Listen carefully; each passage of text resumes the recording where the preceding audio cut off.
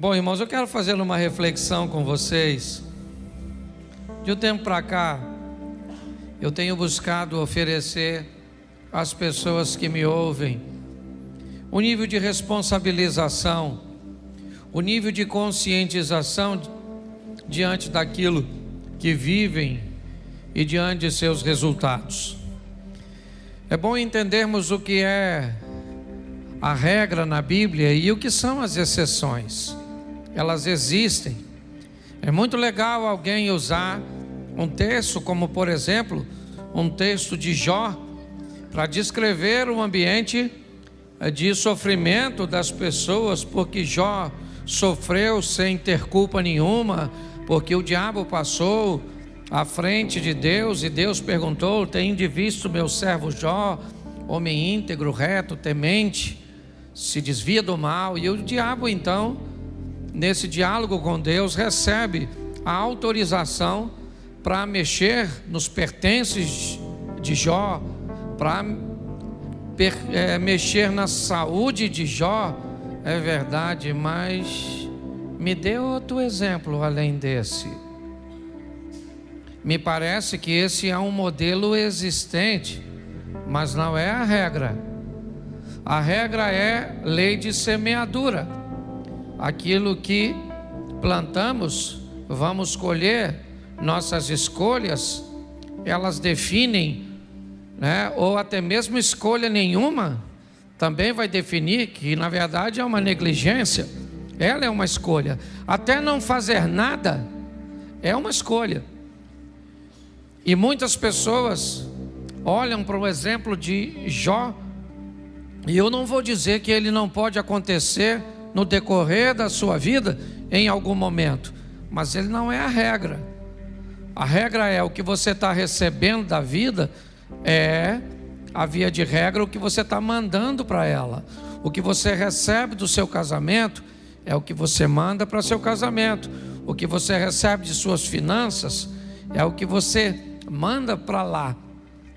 Então eu queria que você primeiro desse uma olhada comigo em dois momentos do indivíduo que eu quero usar aqui como exemplo. Coloca para mim, por favor, primeiro livro do profeta Samuel, capítulo 18, verso 6.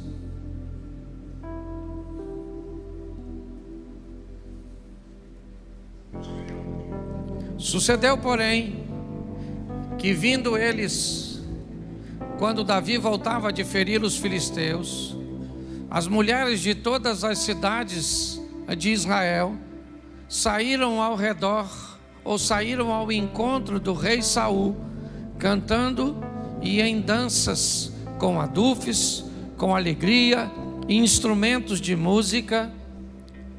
E as mulheres, tangendo, respondiam umas às outras e diziam: Saul feriu seus milhares, porém Davi seus 10 milhares. Preste atenção, Davi está vivendo talvez um dos momentos mais importantes de sua vida. Ele nunca tinha provado uma experiência desse tipo. Primeiro porque era muito jovem. Segundo porque era de uma família humilde. Terceiro porque nunca havia se destacado dessa forma. Nesse momento ele está chegando após a vitória contra o gigante Golias. E essa vitória motivou os soldados que estavam nas fileiras de batalha, e eles correram atrás dos filisteus. E agora, ao chegarem, as mulheres vão ovacionar Davi, elas vão engrandecer o seu nome. Ele vai se tornar grande no ambiente militar. Ele tornou o exército do Senhor um exército respeitado. Mostrou que um menino com uma tiradeira na mão e com um pedacinho de pau foi capaz de vencer a maior oposição. Um ambiente de afronta que já durava 40 dias sem sequer um candidato se apresentar para lutar contra o gigante. Davi vence Golias, ajudado por Deus, certamente, e todos sabiam disso. inclusive Saul, que vai passar a persegui-lo depois dessa data. Põe para mim, por favor, segundo livro do profeta Samuel, capítulo 12, verso de número 15. Bom, aqui nós temos o mesmo Davi. Então Natã foi para a sua casa, e o Senhor feriu a criança que a mulher de Urias dera a Davi, e a criança adoeceu gravemente. E buscou Davi a Deus pela criança, jejuou Davi, e entrou, passou a noite prostrado sobre a terra. Então os anciãos da sua casa se levantaram e foram a ele para o levantar da terra, porém ele não quis, não comeu pão com eles. Sucedeu ao 7º dia que morreu a criança. Preste atenção, um momento de dor, de perda, de angústia, de sofrimento. Agora Davi vai ter que se levantar e sepultar seu filho. Quem é Davi? O mesmo do capítulo anterior lido. O mesmo rapaz. Agora um homem que foi ovacionado pelas mulheres, que foi respeitado pelos soldados. Agora, seus soldados sabem que ele fez nada menos, ou nada mais que nada menos, que deitar-se com uma mulher que era esposa de um de seus oficiais. Seu homem de confiança era Urias. Bom, se ele ganha o respeito no capítulo 18 de 1 Samuel, porque defendeu o exército, agora ele perde o respeito, porque se deitou, um cara dissimulado mandou matar o homem, cujo qual ele era o traidor. Deus então disse a Davi, o mesmo Deus que deu vitória a Davi contra gigante, o mesmo Deus que fez com que aquela pedra transpassasse os obstáculos que tinha pela frente e acertasse a fronte do gigante, é o mesmo Deus do capítulo 12, que manda o profeta Natã ir a Davi e dizer para ele tantas desgraças. O seu filho morre, a espada jamais se aparta da sua casa. Você vai ver um filho seu matar o outro, você vai ver um filho seu estuprar uma filha sua. Pare para pensar, Deus está com esse indivíduo ou não? Quando nós olhamos para as vitórias que ele teve, nós descobrimos que Deus está com ele. Quando nós olhamos para as derrotas que ele teve, nós descobrimos que também Deus está com ele. Simplesmente não está defendendo. Eu preciso fazer uma reflexão com vocês sobre vida eterna e vida terrena. As pessoas estão misturando tudo. Nós precisamos ter um entendimento que são duas coisas bem distintas, ainda como o Abel citou, elas andem bem atreladinhas. Bom, queremos vida eterna, queremos salvação, então é simples demais. O carcereiro está querendo tirar a sua vida, e Paulo diz, crê no Senhor Jesus e será salvo tu e a tua. Preste atenção, que história é essa? Que coisa doida é essa? O cara crê em Jesus e ele vai ser salvo, eu entendo, mas como é que a casa dele vai ser salva, Abner? Se a salvação é individual. O que a Bíblia está querendo dizer? Que quando eu creio em Jesus, quando eu me torno cristão, eu salvo a minha vida e salvo a vida da minha casa. Será que eu tenho autorização de Deus para salvar a minha casa? Esse negócio virou coletivo? Não! O que a Bíblia está querendo dizer é que quando alguém é salvo de verdade, quando alguém pega a palavra de Deus e coloca na sua vida como regra de fé em prática, é só uma questão de tempo a quem está ao redor dele também seja alcançado. Vamos para o salmista, prepara uma mesa perante mim, na presença dos meus inimigos, unja a minha cabeça com óleo e o meu cálice transborda. Imagine que essa é a nossa mesa, você está sentado aqui e seus familiares estão ao redor, você é esse copo, preste atenção. Esse é Deus, esse é você, seus parentes estão aqui, vamos lá.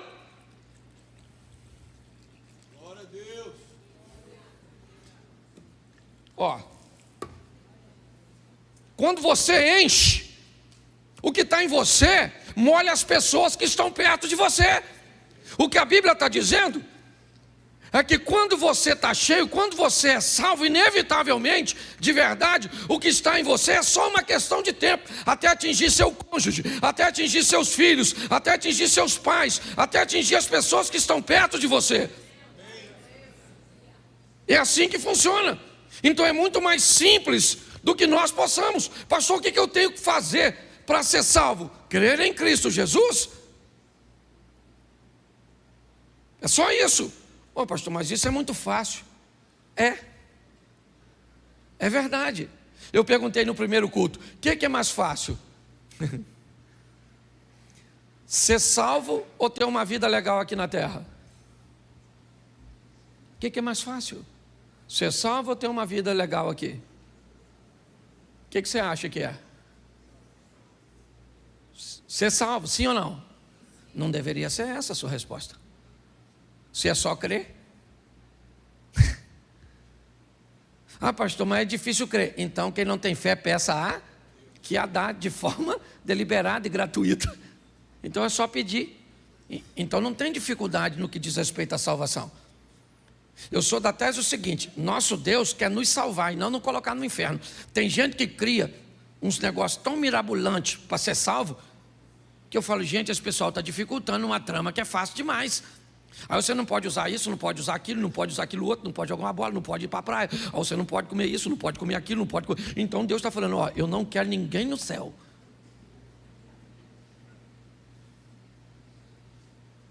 Ah, mano, preste atenção, uma coisa é você facilitar, outra coisa é banalizar. Eu não estou aqui para banalizar a salvação, não é isso, mas eu também não estou para dificultar. Ah, você usa calça comprida? Usa. Vai para o inferno. Você usa um batom? Satanás. Se ele for só brilhante, aí uma área do inferno que não é muito quente. Mas dependendo da cor. Entendeu? Ah, você já notou que tem gente que parece que não quer que ninguém vá para o céu? Aí é só não pode isso, não pode aquilo, não pode aquilo outro. Nós temos que ter cuidado com isso. O que Jesus quer é nos dar a vida eterna, foi para isso que ele morreu. E a Bíblia é bem clara dizer, se nós cremos em Jesus, nós seremos salvos, sim ou não? Isso aí. Só que crer em Jesus não te dá a vida boa aqui na terra. E é isso que eu quero conversar com vocês. Certo? Quem quer morar no céu, todo mundo está afim. Tem alguém querendo ir para o inferno? Levanta a mão. Mesmo não querendo, tem uns que vão. Eu penso assim, eu dou o meu parecer. Depois você pode avaliar, os teólogos de plantão, fica à vontade, os achólogos também, fique tranquilo. Preste atenção, para mim, para aqueles que já receberam e conhecem Jesus, se você morrer devagar, basicamente ninguém se perde, porque todo mundo vai para onde sabe o endereço. Ficou doente, a morte começou a parecer que alguém vai apagar o interruptor. Você já falou, oh, meu Deus do céu, tem misericórdia da minha vida, perdoa todos os meus pecados. Você pede perdão até do pecado que não tem. Senhor, perdoa o que eu vou fazer amanhã. Entendeu? O problema é a morte súbita. Infartou, aí não dá tempo mais não, maluco. Aí quando você viu, já está do outro lado. Caraca, morri. Morreu, para onde eu vou? Já sabia desde lá. Ok? Então para mim é mais fácil ser salvo. Eu, por exemplo, eu não tenho medo de morrer, eu tenho medo de dor. Aliás, eu acho que isso é uma coisa de todo homem. É ou não é? Mulher já nasceu preparada para dor. Homem é frouxo quando o assunto é dor. Mulher se corta toda para ficar bonita. Homem, qualquer corte para ele é feio. Certo? Quantos homens aqui já fizeram? Deixa eu fazer uma pesquisa de campo. Se você fosse ter um filho homem, Você preferiria normal ou cesárea? Desgracei a vida do homem. Porque qualquer uma das duas opções dói. Não é? Ele diz assim, eu preferia ser estéril. Era a preferência do homem. Certo? Quantas mulheres aqui já fizeram uma cirurgia plástica básica de qualquer natureza para ficar mais bonitinha? Por gentileza, manifeste-se agora. Levanta a mão, por gentileza. Glória a Deus. Glória a Deus. Deus abençoe a senhora. E se tiver que fazer mais, faça. Quantos homens aqui já fizeram alguma cirurgiazinha plástica para ficar mais bonitinho? Levante a mão, por gentileza. 1. Já notou que não é regra, é exceção. Lembra do começo da mensagem? Porque pra gente esse negócio de doer não é com a gente, é ou não é? Uma mulher com 39,5 de febre, ela levanta de manhã, bota as crianças para o colégio, faz comida, bota o marido para trabalhar, paga as contas, volta, arruma a casa toda, pega as crianças, faz amor com o marido à noite, toma um antitérmico e vai dormir. Seu marido, 37,5. Dá uma tonteira nele, a boca fica amarga, ele já mandou avisar todo mundo que não vai trabalhar e possivelmente a morte está rondando a vida dele. E já começa a dar senha de banco. É ou não é? A verdade é essa, querido. Eu preciso mostrar a você algo muito simples, mas que às vezes nós complicamos. Quando o assunto é vida eterna, é fácil. É crer em Cristo, ok? Temer a Deus e crer em Jesus Cristo nos dá direito à vida eterna. Porém, viver aqui na terra é mais complicado. Por quê? Porque nós vivemos debaixo de uma lei, a lei da semeadura. Se você gosta ou não dela, ela foi criada pelo soberano Deus. Então Ele estabeleceu, e se você concorda com ela ou não. Por favor, pecados podem ser perdoados e anulados pelo sangue de Jesus. Erros precisam ser colhidos por nós aqui na terra. Deus não está aqui para consertar seus erros. Não, Ele está para pagar seus pecados.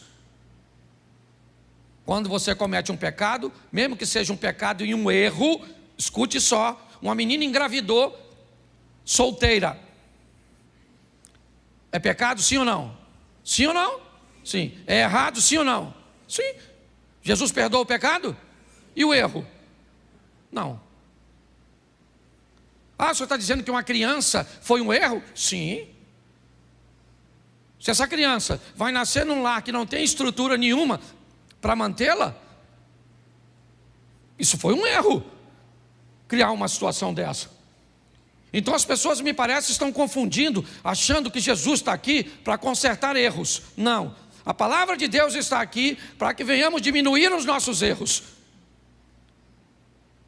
Se venhamos a cometê-los, que sejam erros que causam o mínimo de danos na nossa vida. Porque Deus está conosco, sim, sempre esteve com Davi. Deus disse isso para ele, que estaria com toda a sua descendência. O cetro jamais se arredará de Judá, até que venha aquele a quem pertence. Então Deus sempre esteve com Davi. Sim, e Deus disse para ele, através de Natã: o seu pecado foi perdoado, você não irá morrer, mas o seu erro não. Seu erro foi computado, e agora você vai ter que colher o fruto disso. Então quero te mostrar um texto, porque me parece que depois de tantas indas e vindas, Davi aprendeu um pouco. E esse aprendizado eu acho que vale bastante para mim e para você. Põe aí para mim, segundo livro do profeta Samuel, capítulo de número 22. Verso de número 17. Vou botar o 18 que fica mais fácil para a gente adiantar. Preste atenção. Livrou-me do meu possante inimigo e daqueles que me tinham ódio, porque eram mais fortes do que eu. Preste atenção aqui. Davi está descrevendo um ambiente de batalha muito grande, e ele aqui me dá um ensinamento poderoso. Davi enfrentou muitas batalhas, e uma boa parte delas ele enfrentou sozinho. Ele enfrentou com seus soldados, com a sua estratégia militar, com sua força. Em muitos momentos, Davi sabia que tinha força suficiente, recursos suficientes para ele mesmo resolver seus problemas, sua adversidade. Mas esse texto também diz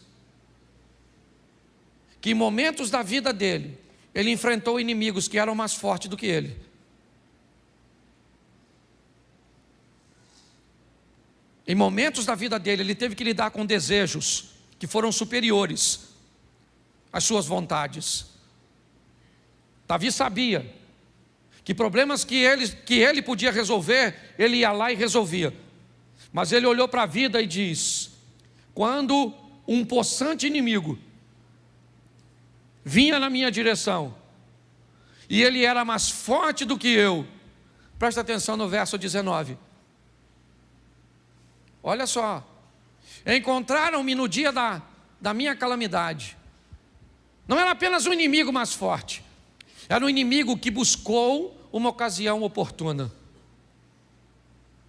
É um inimigo que se aproveitou do momento em que eu não estava muito bem. Porque a vida é feita de altos e baixos. Por que é que você acha que a vida, e a Bíblia diz que é melhor serem dois do que um? Porque quando um cai, se pressupõe que o outro está de pé. Que quando um está trabalhando, se o outro chegar, o trabalho rende mais. O que a Bíblia está dizendo é, se nós tivermos alguém perto de nós, provavelmente esse alguém não vai estar no mesmo momento, passando pela mesma situação que nós, ou às vezes mesmo que esteja, ele seja capaz de ter mais força do que nós, e nós podemos pedir a ele ajuda, ou menos força do que nós, e nós poderemos sair em socorro.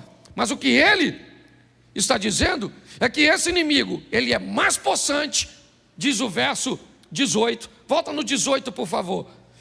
Ele é possante, ok? Ele vem com ódio, ele é mais forte do que eu, verso 19, e ele procura um momento que eu não esteja bem. Apesar de tudo isso, Davi diz uma coisa: o Senhor se fez meu esteio. O inimigo veio do jeito que ele quis vir, aproveitou o melhor momento contra mim, mas ele teve que lidar com uma coisa, com alguém que me amparava, e esse alguém era Deus. É isso que ele está escrevendo. Vamos ver por quê.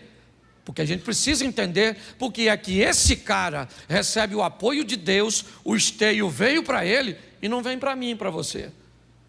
Porque é que ele tem apoio aí, é muito romântico e bonitinho. Eu leio na Bíblia que Deus vai socorrer um camarada, mas aí o Deus da Bíblia não é o Deus da Bíblia de hoje. Então por que é que esse Deus de Davi não vem me socorrer? O que Davi tem melhor do que eu? Se o Novo Testamento diz que Elias era um homem sujeito às mesmas paixões que nós, e eu posso transferir isso para Davi. Davi não tinha nenhuma vantagem sobre mim e nem sobre você. Então que história é essa de um Deus que vira esteio desse camarada no momento de calamidade dele, no momento de um ataque de alguém que é mais forte, certo? Do ataque de alguém que está odiando, e nós vivemos tudo isso. Cadê Deus? Vamos descobrir se tem alguma coisa que nos diferencia de Davi, porque talvez tenha. Porque é muito legal você ler o texto, né, na carta dos Filipenses. Porque Deus, segundo as suas riquezas, retribuirá em glória. É muito legal. A diferença é só o seguinte: quando você lê esse texto, lembre-se para quem ele foi escrito. Ele não foi para você, ele foi para os filipenses. Paulo está dizendo que os filipenses merecem receber de Deus uma recompensa pelo que fizeram, e não sou eu nem você. Pô, pastor, então o senhor está dizendo que esse texto não é para mim? Não, é para os filipenses. Mas você pode fazer parte dele se você fizer a mesma coisa que os filipenses fizeram. Quando você faz a mesma coisa, você se insere num grupo que pode receber, não necessariamente vai, mas pode. Dá a você o direito de ir para o trono e falar com Deus, repetir um comportamento daquele cujo qual aprendi na tua palavra, Senhor. Eu não sei se você já fez essa oração. Sabe, quando você quer reivindicar alguma coisa, e aí reclamar no sentido positivo, fazer uma reclamação, reivindicar, você vai com o texto bíblico, mas vai com um comportamento que sustenta esse texto bíblico, que é isso que nós vamos ver agora. Deus se fez esteio, está tudo direitinho. Põe o verso 20. Tirou-me do lago e arrebatou-me dali, porque tinha prazer em mim. Bom, então Deus tem prazer em Davi. Por que que Deus tem prazer nesse cara? Vamos dar uma olhada. Lembrando a você que o capítulo 12 já passou.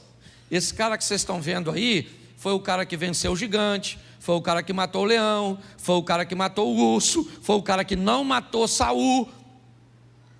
Ele foi o cara que se deitou com Batseba, que conspirou para matar Urias. Esse camarada aqui cometeu erros e acertos ao longo de sua vida, mas o capítulo 12 ficou para trás de 2 Samuel. O 17 e o 18, então o 16, onde a história dele começa, está anos atrás. Ele tem que aprender alguma coisa com a vida. E quando ele diz que Deus tem prazer nele, presta atenção, porque o texto seguinte já foi: recompensou-me o Senhor conforme a minha justiça. Aqui Davi começa a dizer que estilo de vida ele está vivendo agora. Davi começa a dizer que Deus está dando para ele, ou aliás, sempre deu para ele o retorno do que ele estava mandando para Deus. É como se você estivesse vivendo diante de um espelho, e cada movimento que você faz aqui, o espelho repete lá. Davi está dizendo o seguinte: o Senhor me recompensou conforme a minha justiça, não a sua justiça. Deus não te recompensa segundo a justiça dele. Deus está para te recompensar segundo a sua justiça. É lei de semeadura. Como você vive, como você procede, é exatamente o que volta para você. É isso que ele está dizendo. O Senhor me recompensou. Como? Com a minha justiça. Por quê? Porque você venceu o gigante quando estava alinhado com Deus. Por quê? Porque você enterrou seu filho quando estava desalinhado com Deus. Quem é que está na sua vida? Deus. Para te dar o quê? O que você merece segundo a sua justiça. Pastor, mas eu não posso estar vivendo uma injustiça. Claro que pode, desde que essa injustiça entre na história do Jó, onde você está vivendo um momento que seja de provação. Se esse é seu momento, levante sua cabeça, segure a onda como fez Jó. Nu saí, nu eu volto, louvado seja o nome do Senhor, recebi o bem de Deus, por que não receberia o mal? E se é um cara íntegro, correto, equilibrado, recebendo, os amigos dele vão visitá-lo, e qual é o discurso? O que você fez de errado? Ele disse: eu não fiz nada de errado. Tem que ter feito, porque na cabeça de algumas pessoas, você não pode sofrer que tem pecado. Não, existem momentos bem isolados, que seu sofrimento não tem nada a ver com isso. Mas entenda bem, ele é bem isolado. Pare de dizer, quando alguém estiver falando, essa aqui, esses dias, falou: Cláudio, se você souber o que estão falando a nosso respeito. Eu falei para ela: Mary, quando alguém fala algo a nosso respeito, duas coisas podem ser. Primeiro, pode ser verdade. E se pessoas falam verdade a nosso respeito, isso significa que nós precisamos mudar a nossa postura e corrigirmos a nossa rota. Segundo, pessoas podem estar falando mentira a nosso respeito. Então vamos descobrir o que elas estão falando. Se for verdade, a gente corrige. Se for mentira, é a única forma que a pessoa tem de falar mal a nosso respeito. Quando alguém fala mal de mim e é em verdade, eu não tenho o que fazer. O que eu posso fazer? A melhor maneira é você viver de uma forma tão honesta que o único jeito que alguém tenha para falar mal a seu respeito seja com mentiras. Não tem jeito. Ah, mas vai se ver com Deus. Não vai não, filho. Não vai não. Para se ver com Deus, tem que falar com você, mal de você injustamente. Mas se você estiver fazendo, vão falar e vão falar e vão falar. Entendeu? Por quê? Porque você está dando motivo. Se nós entendermos isso, talvez vamos lidar melhor com o nosso posicionamento. Davi, ele está dizendo que a justiça dele é que vive na vida dele. Ah, Deus vai mandar para... Não, Deus. Segundo a minha justiça, o Senhor me recompensa. Certo? Eu vou viver segundo a pureza das minhas mãos. Minhas mãos, meus atos, minhas decisões, é isso. O ambiente de ação também é visto na Bíblia como mãos. Então, como eu ajo, certo? As minhas ações, se elas forem puras, eu recebo resultado disso. E ele pensa, e ele continua. Dá uma olhada no 22, porque vai embora. Porque guardei os caminhos do Senhor e não me apartei impiamente do meu Deus. Ele está descrevendo porque ele é um cara abençoado. Não é por acaso, não é porque Deus gostava dele e não gosta da gente.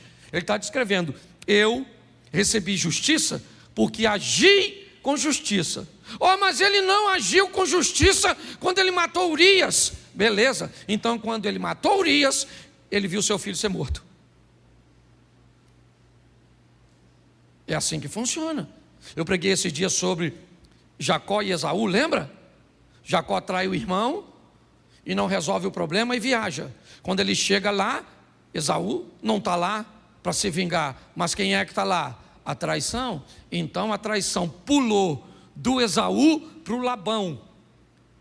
Então Jacó traiu Esaú e Labão traiu Jacó, porque o futuro está lá te aguardando. É assim que funciona. Nem sempre ele vai vir na mesma pessoa, ou nem sempre ele vai vir na mesma moeda, mas é a vida. É assim que funciona. O texto, ele está ali, ó. Por quê? Por quê? Ele tá, olha lá, olha o porquezinho lá, ó. Deu para notar que já é uma respostazinha? Vamos lá. Porque guardei os caminhos do Senhor e não me apartei impiamente do meu Deus. Por isso que eu estou vivendo tudo que eu estou vivendo. É Davi. Olha o que ele diz no 23. Porque todos os seus juízes estavam diante de mim. Não tinha juiz nenhum diante de Davi. Que juiz que estava lá? Samuel estava lá, é isso? Todos os juízes estavam lá? Não, o que ele está falando foi do que ele aprendeu. O certo. O que ele diz, o certo está sempre diante de mim. Quando eu faço alguma coisa que é errada, eu tenho um juiz, que são os estatutos, para eu não me desviar dele, que é aquela mãozinha do Espírito Santo, narrada por o profeta Isaías. Então ouvirei uma voz que dirá por trás de mim, este é o caminho, andai nele, não se desviai, nem para a direita e nem para a esquerda. É Deus o tempo inteiro buscando corrigir nossa rota. Está aqui, ó, está aqui. Se eu posso olhar para onde devo ou não devo, se eu posso falar ou não falo, se eu posso mexer ou não mexer, se eu posso fazer ou não fazer, está tudo aqui. Os estatutos estão diante de nós. Os juízes estavam diante de mim o tempo inteiro. E aí, seus juízes traziam seus mandamentos, seus estatutos, dos quais eu não me desvi, pelo menos agora. Antigamente se desviou assim. Que negócio é esse desse camarada vir dizer que é um santinho, que é alguém que não comete erros? dos seus estatutos eu não me desviei. Ele poderia encontrar com Simei, ou com daqueles que conheciam o seu passado, e dizer: meu irmão, eu conheço você, em 1992 você fez isso. Ele falou: meu irmão, mas nós estamos em 2022, eu não sou a mesma pessoa que era antes, estou andando com Deus já faz tempo. Naquela época eu já estava andando com Deus, mas não na intensidade que eu estou andando hoje. Naquela época eu ainda fazia, eu ainda falava, eu ainda sofria consequências. Hoje não. É o que ele está dizendo: dos seus e de seus estatutos eu não me desviei. Mas isso é capítulo 22.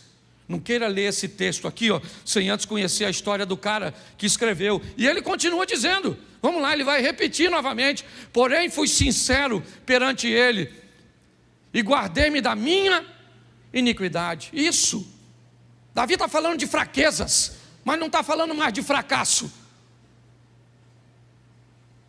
Preste o que ele diz: eu fui sincero.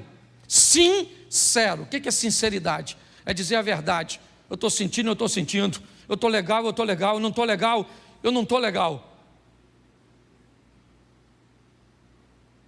Eu estou fraco, eu estou sentindo isso e não deveria sentir. Mas presta atenção de quem ele guarda. Ele não está se guardando dos outros, ele está se guardando dele mesmo, de seu desejo. Guardei-me da minha iniquidade. Eu gosto dessa responsabilidade. Por que ele traiu Urias com Batseba? Por quê? Quem é que foi o culpado de Davi trair Urias? Vamos culpar quem? Abigail? Vamos culpar quem? Mical? Vamos culpar todas as mulheres de Saul?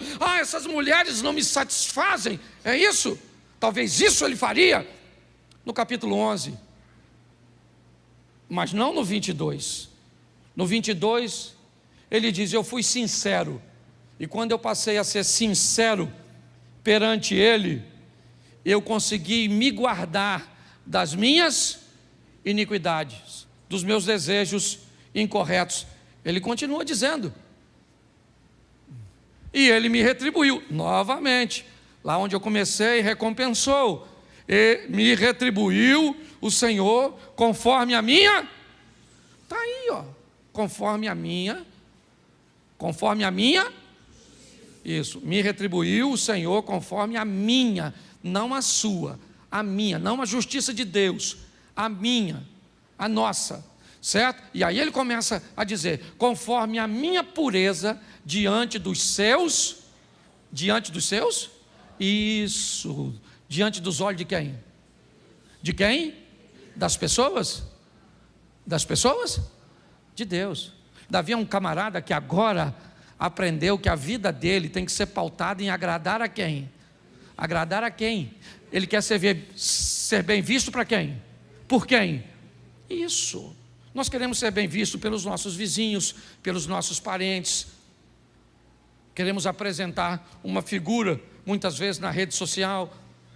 Queremos ser politicamente corretos. Para quê? Para que todos nos olhem de forma positiva. Ele diz: conforme a minha pureza diante dos seus olhos. Eu sei que é difícil hoje querer viver debaixo do olhar que agrada a Deus, mas esse é o estilo de vida de alguém vencedor como esse cara, pelo menos nessa fase da vida dele, que já está caminhando para a fase final. Vamos lá? Preste atenção ao que Davi está falando de Deus. Com o benigno te mostra isso. Quando o cara é bom e manda bondade, Deus manda o que para ele? Bondade. Com o varão sincero, Deus faz o quê? Sinceridade. Vamos lá? Com o puro, ele se mostra, mas com o te mostra, preste atenção aqui. Todas as coisas boas que eu mando para Deus, Ele me devolve no mesmo tom, sim ou não? Mas quando eu me torno desobediente, quando eu me torno perverso, note que o meu comportamento não muda a essência dele. Em Deus não há mal, não há sombra de variação. Quando o texto diz: mas com o perverso te mostra avesso, o que o texto quer dizer é apenas o seguinte: se eu fiz justiça, bom, eu mandei justiça e o Eliezer quer ser injusto comigo. Vamos lá? Ramã, o tio da rainha Esther, ele manda justiça para a vida, sim ou não? Sim ou não? Sim, né? Mordecai manda para ele o quê? Injustiça, sim ou não? Quem é mais poderoso, Ramã ou Mordecai? Mordecai. Quando Ramã manda justiça e Mordecai manda injustiça, quem é que entra? Deus. E Deus faz a injustiça virar e pronto. Quando você está alinhado com Deus, você faz o bem e alguém quer te mandar o mal, Deus transforma o mal em bênção. Mas Deus não transforma o mal em bênção quando você manda o mal. Ah, mas se eu me arrependi do mal que mandei, entra no céu, mas colhe o efeito do mal. Por isso o texto diz que todas as coisas boas, você mandou pureza, vem pureza. E se alguém tentar de forma incorreta, Deus entra com providência. Mas quando chega no cara que é perverso, mal, não tem jeito. Eu mandei maldade, Deus faz o quê? Continua onde sempre, no controle de todas, só não se mete. Poxa, pastor, não concordo com isso. Beleza, os caras vão jogar os 3 amigos de Daniel na fornalha. Lembra? Sadraque, Mesaque e Abednego, Ananias, Misael e Azarias. Eles morreram? Os 3 rapazes? E os caras que foram jogar ele? Morreram ou não? Morreram ou não? Sim. Ué. Vamos lá? Jogaram Daniel na cova dos leões. Beleza. Daniel morreu? Os caras que conspiraram contra Daniel, quando entraram na cova, o leão matou? Vamos lá. O povo está atravessando o mar. Eles morreram afogados? Os egípcios que vêm atrás morreram? Era gente. Do mesmo jeito. Dá para você entender isso? Você quer fazer separação entre o povo de Deus? Faça, fique à vontade. Só estou te mostrando que sempre tem 2 grupos: dos alinhados e dos desalinhados. É só isso. O tempo inteiro Deus está querendo falar isso comigo e com você. Que estilo de vida você quer? Ah, pastor, mas Deus é amor. Beleza. Dizer que Deus é amor não está errado, mas a resposta também não está correta. Ela está incompleta. Um bolo é farinha, sim ou não? Sim ou não? Não. Só farinha? Um bolo é farinha? Um bolo é açúcar? Um bolo é fermento? Um bolo são ovos? É manteiga? Sim ou não? Então por que na hora que nós vamos delinear Deus, Ele é só amor, e aí qualquer tipo de amor vale, qualquer coisa pode? Não, porque amor, porque Deus é amor. Não, Ele é amor, mas Ele é fogo consumidor. Ele é amor, mas Ele é justiça. Nós temos uma série de coisas. Está na hora de você parar de sofrer. Fazendo o quê? O mesmo que as pessoas fizeram quando aprenderam as lições da vida. Não foi fácil para esse camarada. Começou no 1 Samuel 16, quando ele entra na história. Momentos extraordinários, fantásticos, é verdade. Mas ele também aprendeu a duras penas o que era desobedecer a Deus, o que era fazer besteira na vida. Mas finalmente, o capítulo 22 chegou para esse cara. E agora esse cara sabe que o que ele vive é nada mais, nada menos do que o reflexo do que ele envia. E aí ele mudou, aí ele ampliou sua mente. E dê uma olhada no final da história de Davi. Começa a ler depois desse texto. Dá uma olhada nesse cara. Vai ver como ele treinou seu filho Salomão, seus conselhos. Vai ver como é que esse cara demorou, mas aprendeu.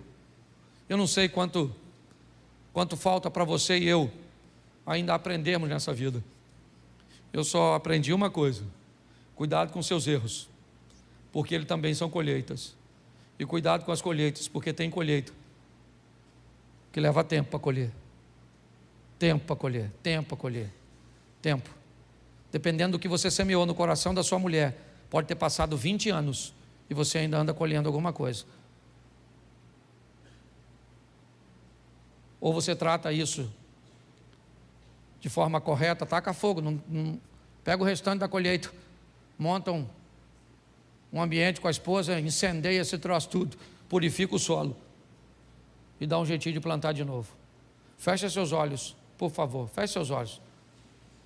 Pai, em nome de Jesus, ouvimos muito a respeito do Senhor e muitas vezes achamos que não temos os mesmos direitos, que pessoas são mais facilitadas do que nós, que resultados eles nos apresentam uma parcialidade do Senhor para com algumas pessoas. Mas sabemos que isso não é verdade, porque o Senhor é justo. E em nome de Jesus, que possamos entender como Davi, no aprendizado, que recebemos aquilo que enviamos. Então que venhamos, ó Pai, nesta noite, guardar no nosso coração da nossa iniquidade, sermos sinceros diante do Senhor, aprendemos a lidar com o nosso temperamento, com os nossos desejos e buscarmos sermos puros diante dos Teus olhos. Abençoa, ó Deus, a nossa caminhada de fé e que possamos provar resultados extraordinários nesta terra. Não apenas sobrevivermos, recebendo sempre o suficiente para cada dia, mas que possamos viver recebendo mais do que necessitamos, para que possamos também ajudar outras pessoas. Leva-nos aos nossos lares, guardado por Tuas boas mãos poderosas, que o Teu poder venha transbordar, ó Pai, o nosso cálice, de tal maneira que alcance aqueles que estão próximos de nós. Te damos graças por tudo, ó Deus, que tenhamos uma semana de bênção, uma semana de vitória, uma semana de boas notícias e de bons negócios. Que o grande amor de Deus, nosso Pai, a graça de nosso Senhor e Salvador Jesus Cristo e as doces consolações do Santo Espírito de Deus seja para com todo o povo do Senhor, e todos digam